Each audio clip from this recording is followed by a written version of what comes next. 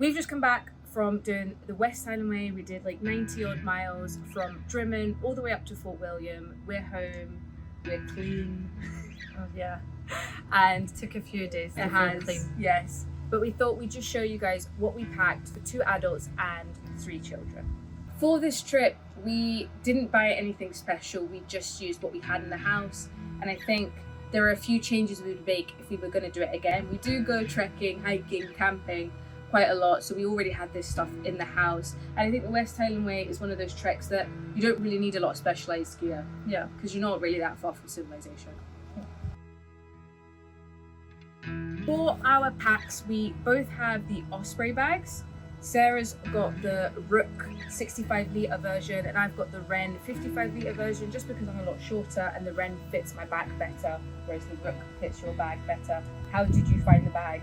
Yeah, I find the bag really comfy. I was really happy with it because I think all in, what was our weight?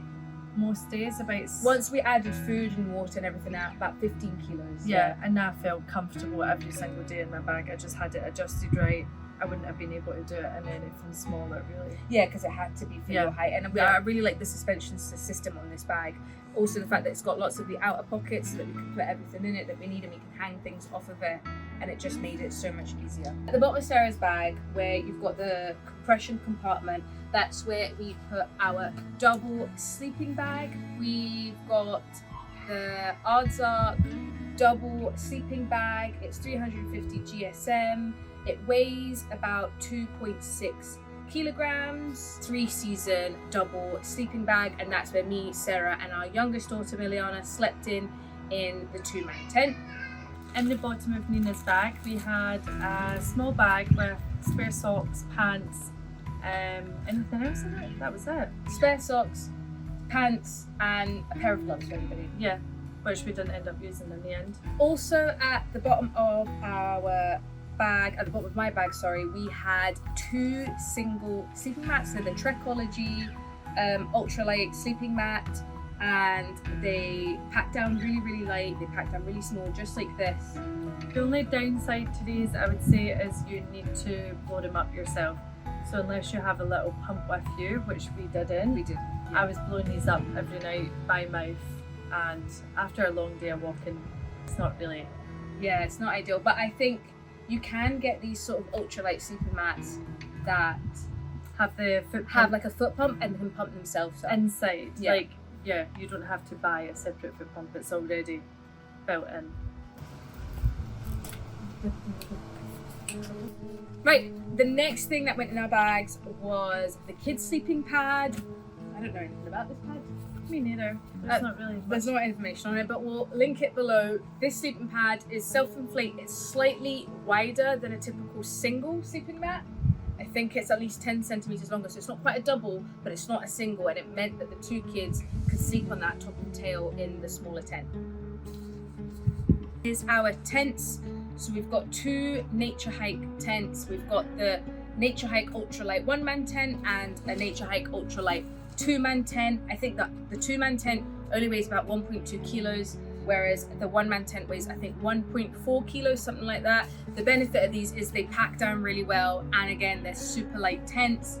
I was quite happy with them, but I know you struggled in the 2-man. I struggled in the 2-man. I'm quite tall, I'm 5'7". We obviously had our youngest in with us as well, and I get quite claustrophobic. So when it's raining, you're trying to get changed in the tent while it's getting packed down, not for me. I would like a bit more space next time. Okay, the next thing we have is this foil mat. It's just like a cheap foil mat that I bought on Amazon. This was just to put in the bottom of the kids' tent to insulate the tent off the ground and kind of trap the heat a little bit more.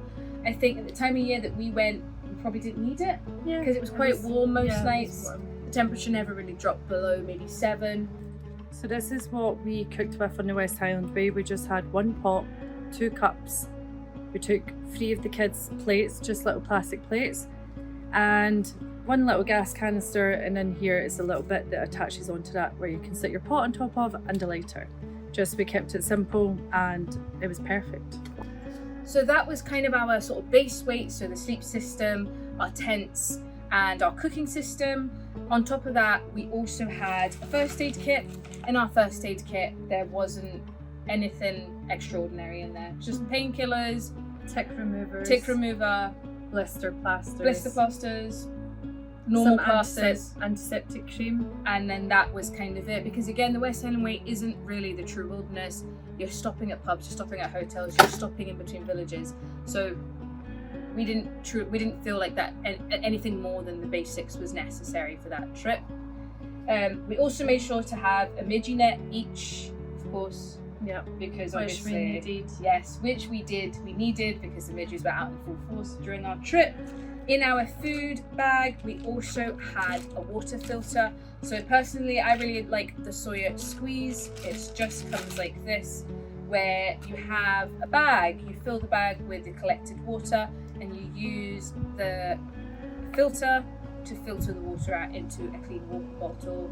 So obviously we're collecting water, try not to collect around farmland, or I would even say like around Loch Lomond. We're not collecting any water over there, but once you get into the Highlands, and as long as you're collecting from fast moving streams, you're mostly fine, and then you filter that through. And if you want to take an extra precaution, you could also boil the water after you've filtered it. And in wet bags just like this, we had things like toiletries, toilet wipes. We had lots of like the freezer food bags, so that we can put all our rubbish in it and carry our rubbish out with us to take to the next place.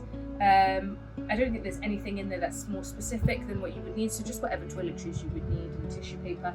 Hand sanitizer as well, just again so that we can keep our hands clean when we're eating and using the bathroom. For the kids, they had 2 of our 3 children carried their own backpack. That's just a simple backpack like this, again just something that we had in the house. I would say next time maybe buy them proper hiking backpacks, but these were fine because they're still light. All they had inside their backpacks was their sleeping bags. So they each carried their sleeping bags. Inside their sleeping bags we had their base layers, some spare socks, and then in the front pouch we had their waterproofs, which were just very simple trespass jacket and trespass waterproof trousers, and that's all that the children carried in their backpacks. For clothes, we kept it really, really simple. I think we each wore a pair of leggings, a t-shirt and a fleece. And then we had our waterproofs, again nothing special. I had a trespass waterproof trousers, a trespass waterproof jacket. I had a Magna sack, rainproof jacket, waterproof jacket, and some waterproof trousers that we had in the house for maybe 2 years. But again, they were grand. It only rained the first few days anyway, and then we weren't really using our waterproofs. But they all packed down really light. And again, the time of year that we did it, we didn't need a down jacket. We didn't need a proper what do you call those things? Like a gilet. Because it was so warm at the time that we did it. So that was fine. For shoes, we wore our Salomon Trail Runners. I've had mine for over a year, so mine were no longer waterproof, but again, that didn't really serve much of an issue because of how warm and dry it was towards the end of the trip. I wore my new Salomons Trail Runners. They were amazing. They were so comfy. I don't think my feet got wet once. Obviously, I did just buy them the week prior, and I wore them for 5 or 6 days continuously to break them in. I would use them on my next trip as well. They were really comfy. The children also wore Adidas Gore-Tex Trail Runners as well. And again, same sort of thing, that they were absolutely fine. It was only when they were fully putting their feet, submerging it in water, that the shoes got wet, but otherwise it kept dry in the rain. And just through normal everyday walking and everyday steps. The children also wore something very similar to what we wore. It was a pair of leggings, a t-shirt and a fleece underneath their waterproofs. We didn't take any spare clothes, again because we wanted to kind of keep the pack down system light. Because we thought, we're wild camping, we're not going to smell great anyway. Like, if you bring another spare change of clothes, those clothes are only going to last 1 day, and you're just cycling through 2 pairs of dirty clothes.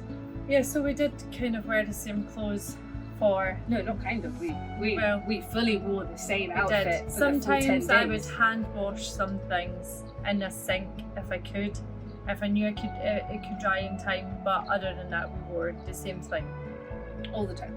All the time. Yeah, all the time. And like, we changed our underwear. We did take underwear. But we didn't change anything else. And it was actually okay. It worked out just fine. I also took 2 hiking poles just because I find the balance of walking with hiking poles easier. Right, so that's all the stuff that we took. Of course that we didn't add food and water, but that was our base pack that we packed everything. Thank you so much for watching. I really hope this was useful for you. If you want to watch our full West Highland Way series, I'll link it down below. Please subscribe, like, share again if you found this really useful, and yeah, thank you so much for watching. Thank you.